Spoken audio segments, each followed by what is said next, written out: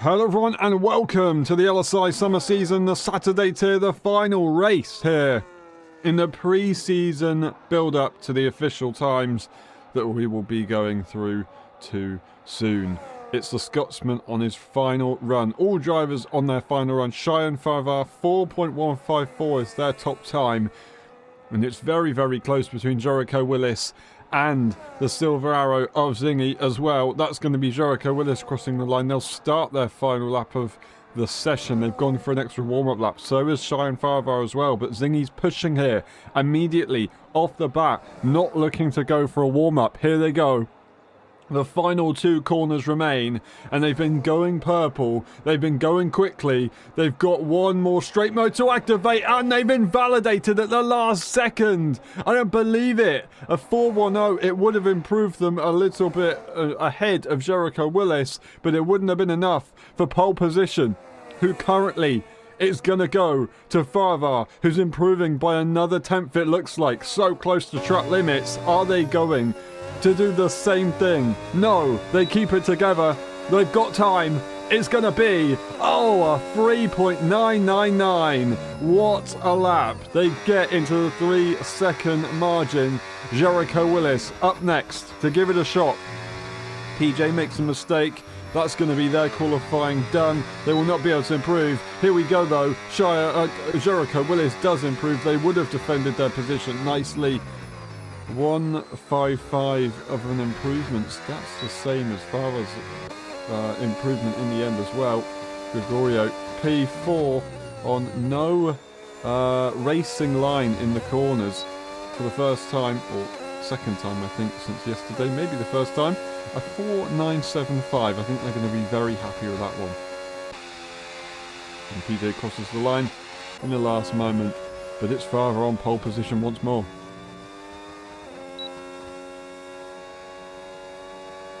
A lovely little battle between the two the three once again up front, although Zingy making that mistake, they wouldn't have been in the fight for pole position regardless, so Farvar has just absolutely hit a home run. Farvar P1, Willis P2 and Zingy P3. There's the race director. We didn't get to see it. We'll be back in a bit.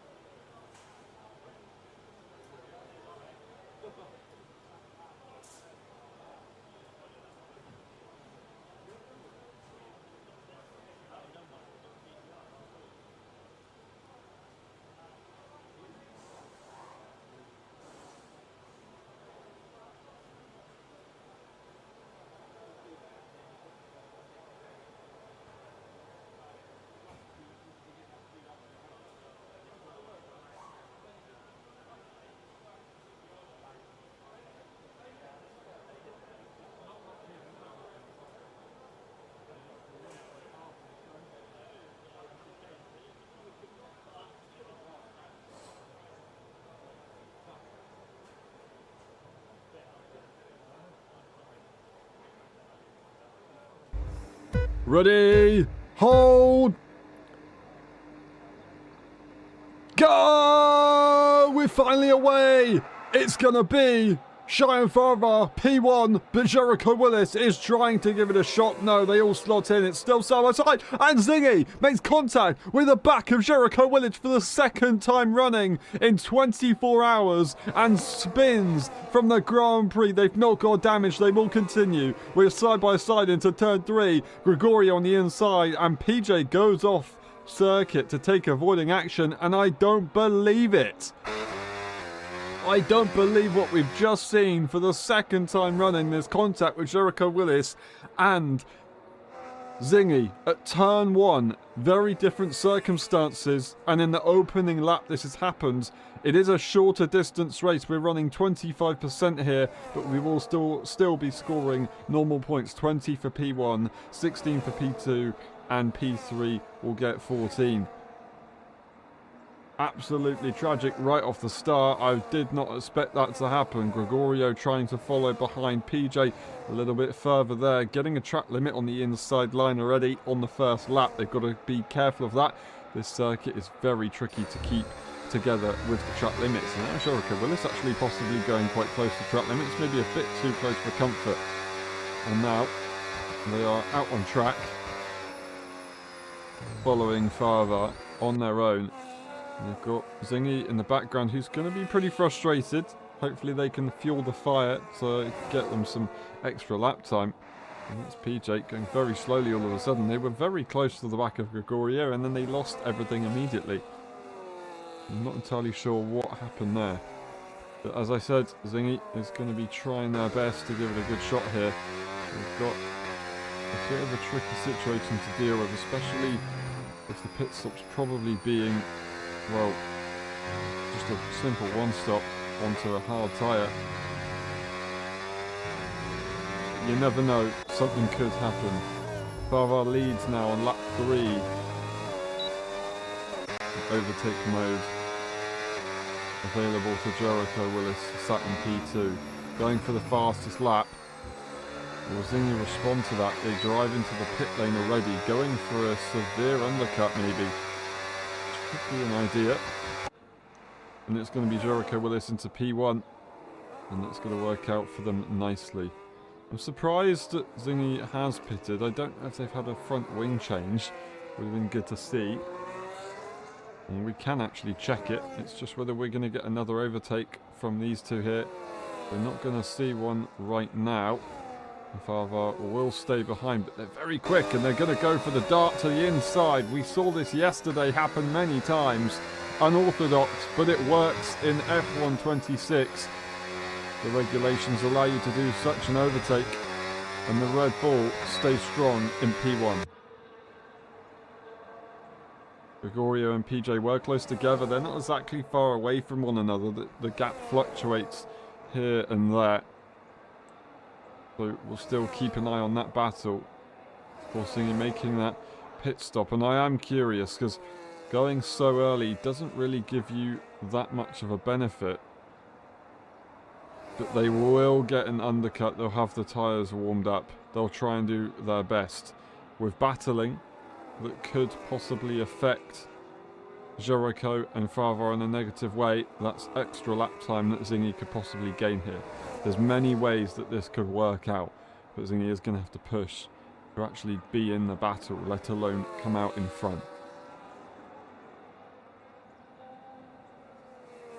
Once again, we get an overtake here for Farvar in the middle sector. They've got the job done, and Jericho will slot in behind. We're going to go through the race director just to double check the pit stop section. No, there was no front wing change from Zingy.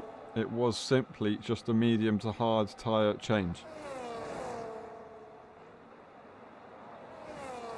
Maybe feeling more comfortable with this hard compound. Trying to settle into the Grand Prix. 3 second time penalty to PJ in the Cadillac. That's the first of the race.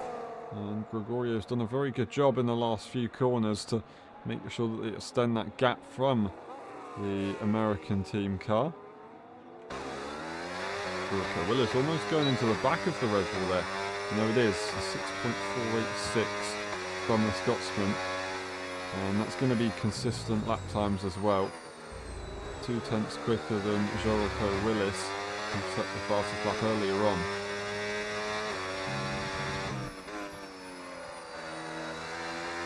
How will that change? And once again, we're going to be able to put some pretty consistent lap times in that are going to be quick and all solely focused on themselves, qualifying lap times if you like, just with not 100% battery. There's still an interesting dynamic to Zingy's race. Farvar holds the pace for now. Still seems confident. Winning last weekend, winning yesterday, looking to try and take their third LSI win.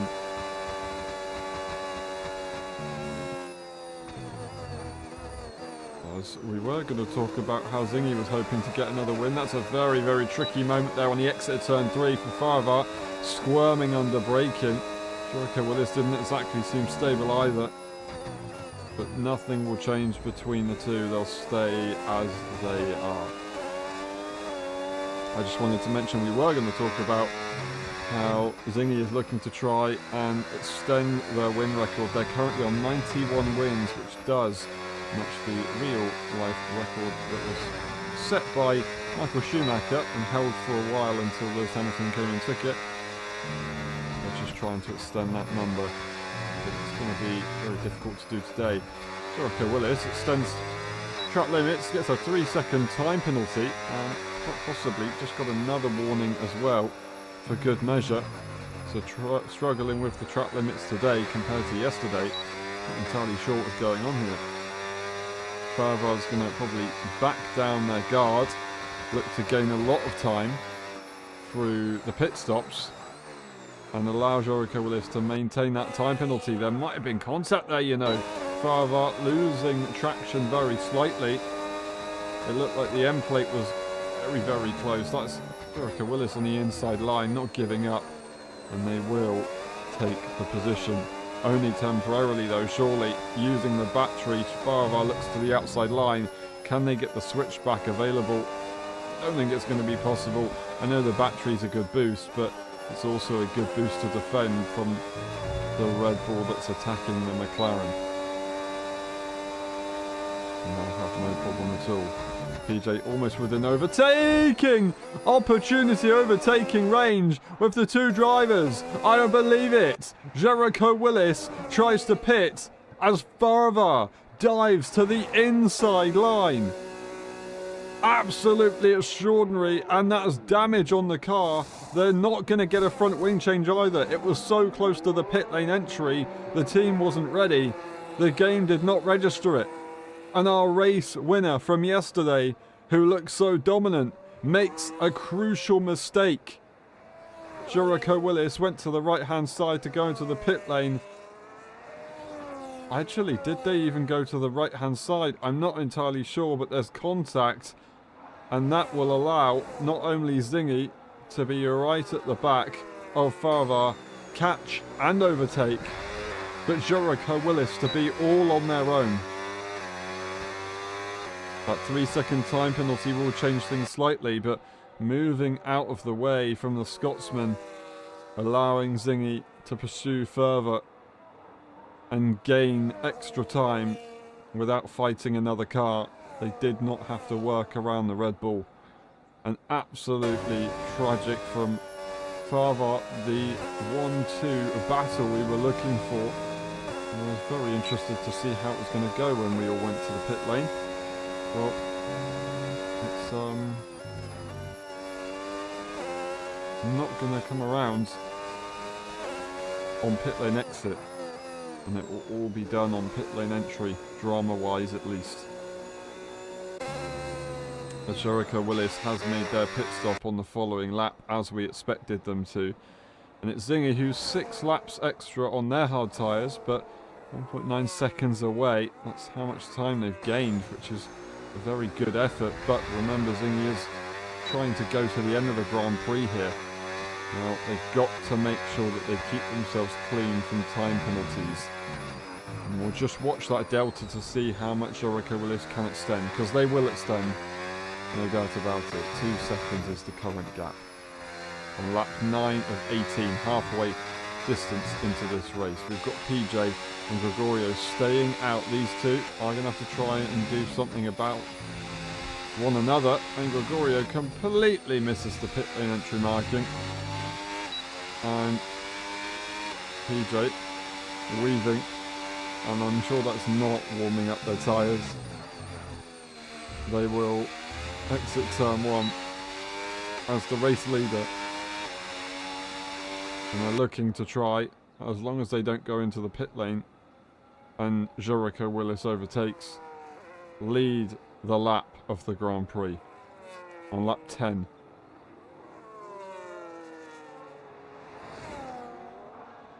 And they actually led the last lap, I believe, because Gregorio went into the pit lane and didn't pass the start-finish line until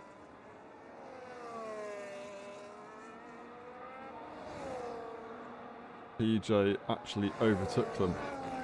Jericho Willis is catching at a very mighty rate, especially in the corners where the tyres will really have a benefit.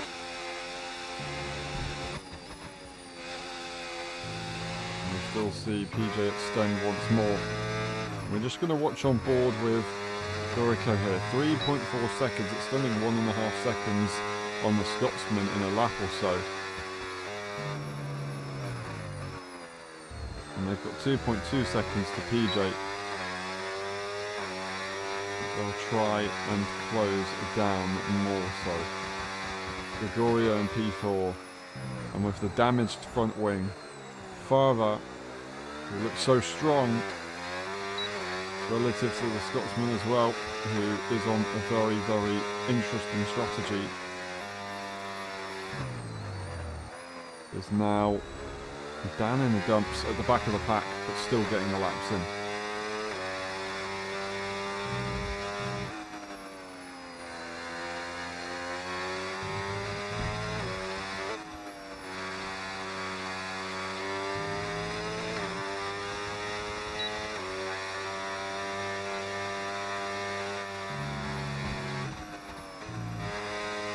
Continues 1.4 seconds now out the final corner, goes to 1.3, 1.2, and Jericho Willis is expected to make this overtake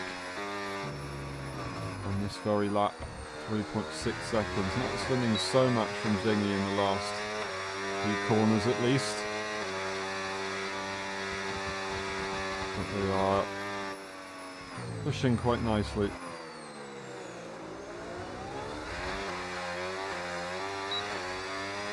Will we see a middle sector overtake here from Jericho Willis? Is it worth the risk? That's the question. The 6.397 from Farvar.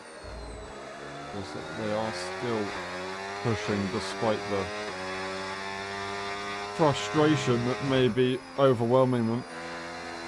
Well, they've got past it by now, surely. By putting in a lap like that, you can't drive it angry. Driving into the pit lane, PJ will go. Can Jericho Willis navigate around a pit stop runner? They can. And I feel like maybe, if we look at the replay, it might show a bit different. But Jericho Willis now looks to extend 4 seconds to the Scotsman. And I'm sure they're going to try and dart as far as they can to make that an even bigger margin. And with the time penalties, a 3 second to all drivers that have them, Gregorio, PJ and Jericho Willis himself, they're gonna have to do everything they can.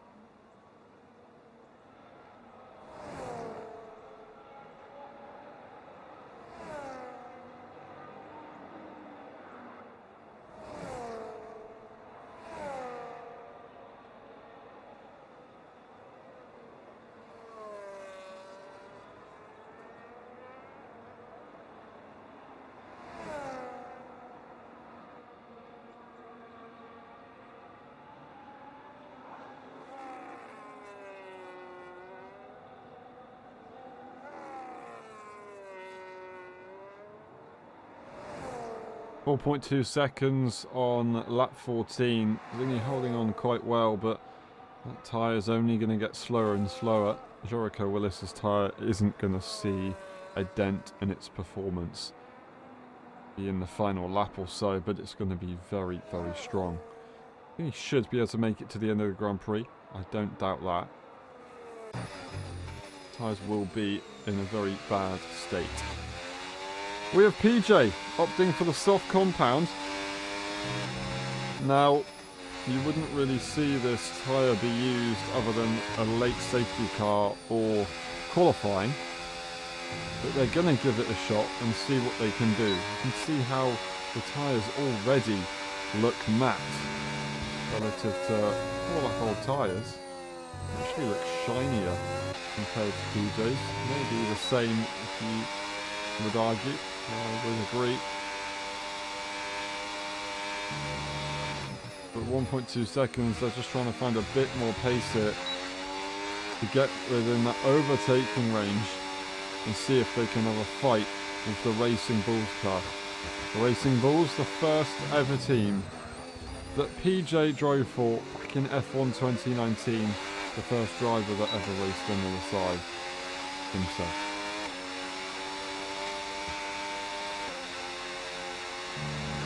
Now they're trying to compete for the newest team in Formula 1, a brand new team entirely, chasing down their first team.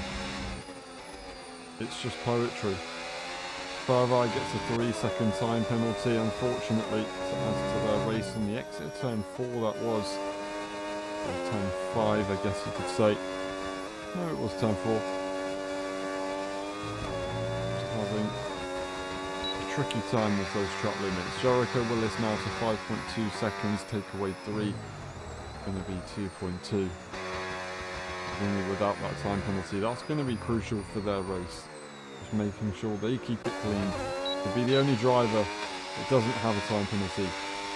And we've got PJ, who is very much pushing the limits here to try and find anything they can. And it looked like they were going for an overtake for a second. Got a bit scary.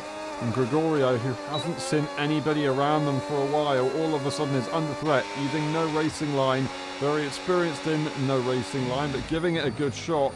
It's going to be a completely different ball game when you have to adjust and adapt to suit a battle. And so far, so good.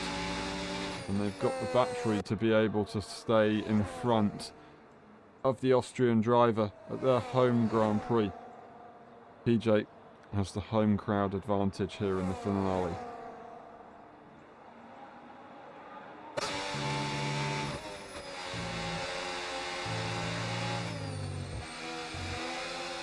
And a massive advantage as well out the final corner, but just not using the run. Keeping the battery together for now. And they'll go for that aggressive blast on the exit of turn 1, I'm sure. There it is, the battery being deployed. Straight line mode, overtake gives them extra power as well. Inside line, it's going to be the outside. They have to be going to the outside line, forced by the Racing Bull. Oh, and there's contact on the exit, not space left at all. And PJ is going to be all kinds of furious. And would they even try and go for the dive bomb down the inside from that far back? It would be very reckless to. And they should really try and save some battery to get ready for the following lap, the final lap of the Grand Prix, to overtake. And this is for position. The time penalty situation is 3 seconds. This is very much for position. A battle that's been leading up since the first corner. Side by side, the only drivers to go side by side. And they're going to possibly finish the race side by side across the line. PJ, less battery available that they had previously. Not much battery available for Gregorio either, but they do have track position.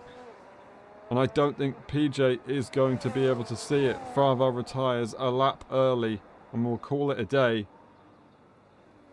And PJ is just a bit too far back. It's not going to work out. At least into turn 3. Turn 4 is also going to be a struggle. They're both equal on the battery. So track position, it's always going to go to the car ahead. This man has driven a very good race today. There was a bit of an incident earlier on, but they kept it clean other than that. It's Jericho Willis who wins the Austrian Grand Prix to sign off a season. And it's going to be Zingy who will finish P2 against all odds after being last and the wrong way round on the circuit. Coming into the final race. Oh, and PJ has spun the car, unfortunately, on the exit of turn 7. And that's going to call the end to their race, as Gregorio will take a podium position with no racing on. And the final driver to cross the finish line here in Austria, the Austrian legend, PJ. That red helmet, you can't miss it.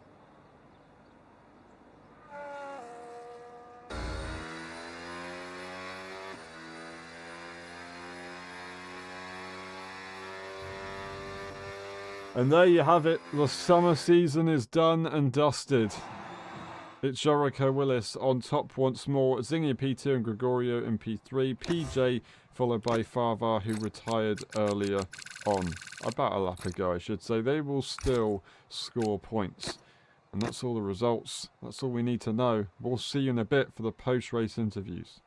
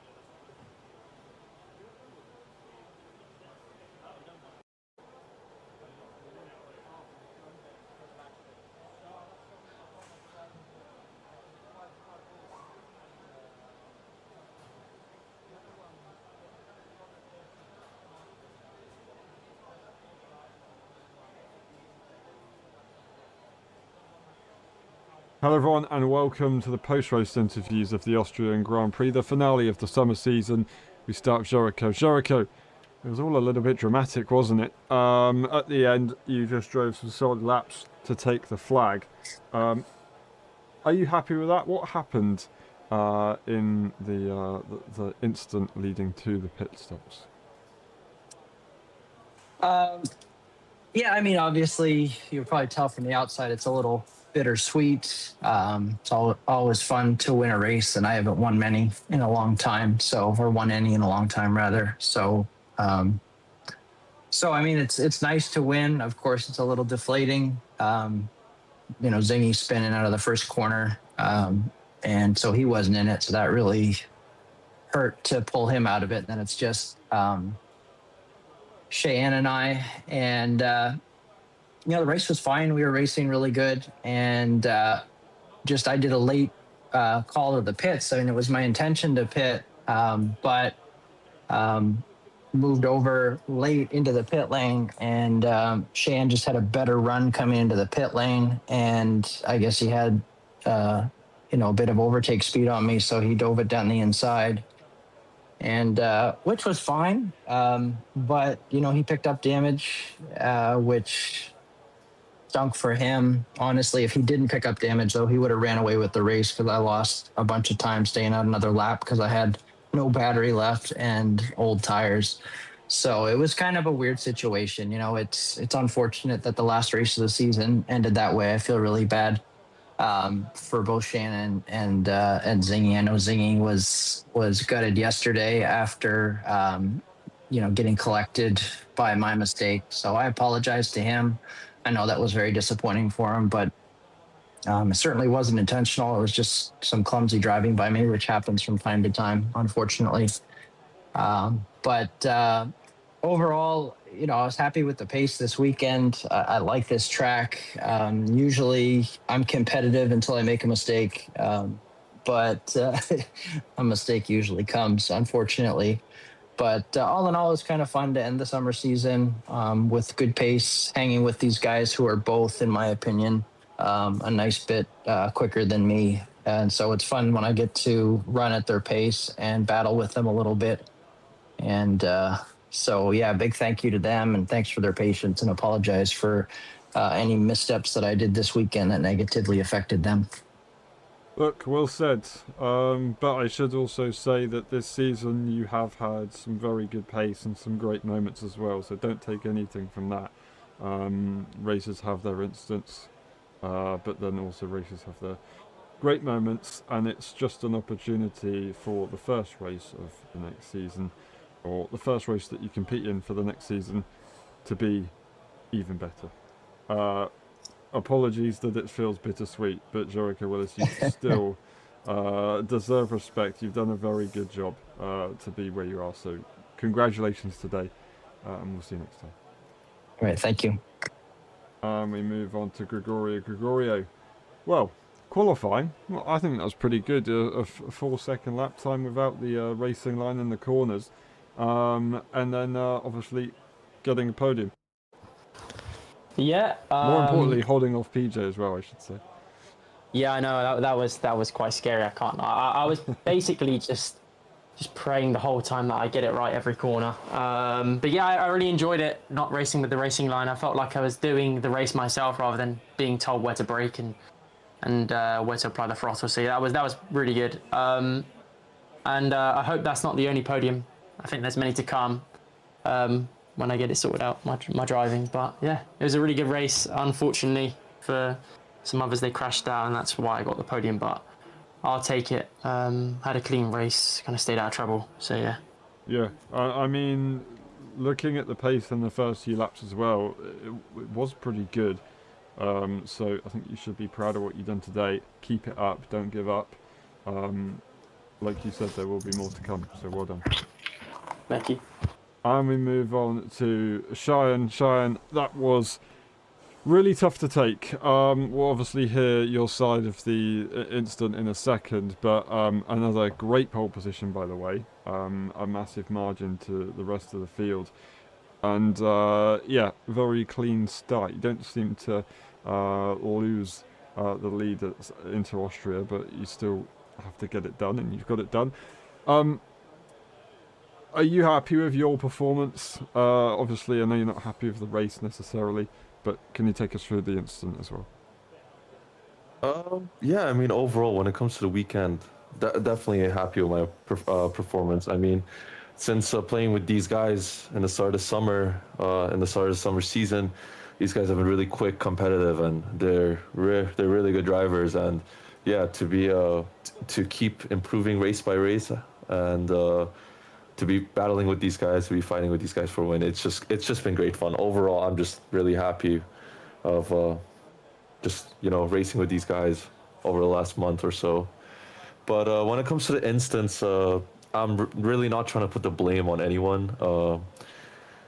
Really, I would say, I definitely wouldn't say it was my fault, as I was on the racing line, but at the same time, it was a huge misunderstanding.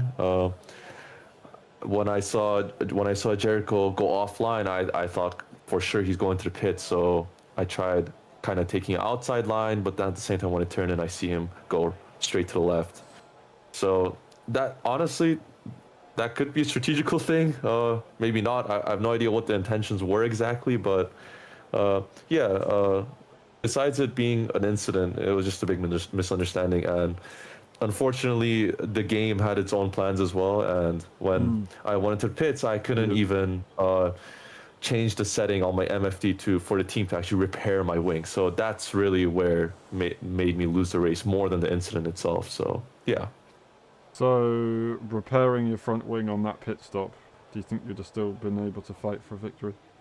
Yeah, definitely. I would say just comparing it to yesterday's performance as well, I was much faster, I would say, on the hard tires and the mediums. I would wear out the mediums a little too quick, I would say, for my driving style. And with the laps that were left too, I would say the hards would have worked a lot better for me, and definitely could have tried to close that gap and have a pretty tough battle for the win today. But unfortunately, it just didn't go that way. Yep, it happens. You have those races, unfortunately, but the season I think you've had, you should be very proud. It's been a pleasure to watch you throughout the entirety, and looking from your first race to now the race, or both races that you've had this weekend, with the quality of driving, you should be, once again, very happy with what you've done. So congratulations on that. It's a shame that it didn't go to plan, but as I said to Jericho, it only means that the next race can be much better. So thank you very much, and we'll see you next time. Thank you so much. And that's been it for the post-race interviews. Thank you very much for watching. It's been a pleasure. We will see you for the official seasons in a little while. Have a good one, and bye-bye.